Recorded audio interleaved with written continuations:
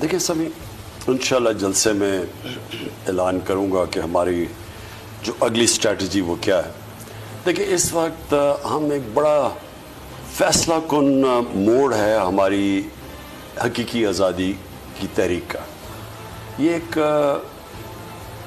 ایک جدوجہد چل رہی ہے ملک کو صحیح معنی میں آزاد کرنے کے لیے. ایک ملک جو اپنے فیصلے خود کرے، ایک ملک جو خاص طور پہ جو ہمارے لوگ آزاد ہوں. دیکھیں جو انصاف ہے نا وہ لوگوں کو آزاد کر دیتا ہے. جو ناانصافی جس بھی نظام میں ہو، جس طرح حضرت علی نے کہا کہ کفر کا نظام چل جائے گا لیکن ظلم اور ناانصافی کا نظام نہیں چل سکتا. تو ایک نظام جس کے اندر انصاف نہیں ہوتا، جدھر قانون کی بالادستی نہیں ہوتی، اس میں لوگ آزاد نہیں ہوتے.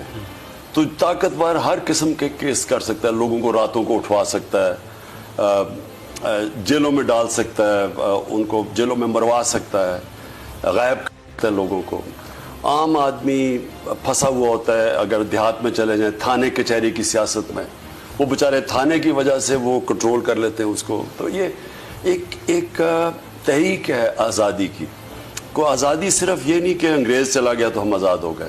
آزادی کی تحریک کے ایک پوری جو حقیقی آزادی ہے وہ ایک جدوجہد ہے. تو اصل میں اس کا راستہ دکھانا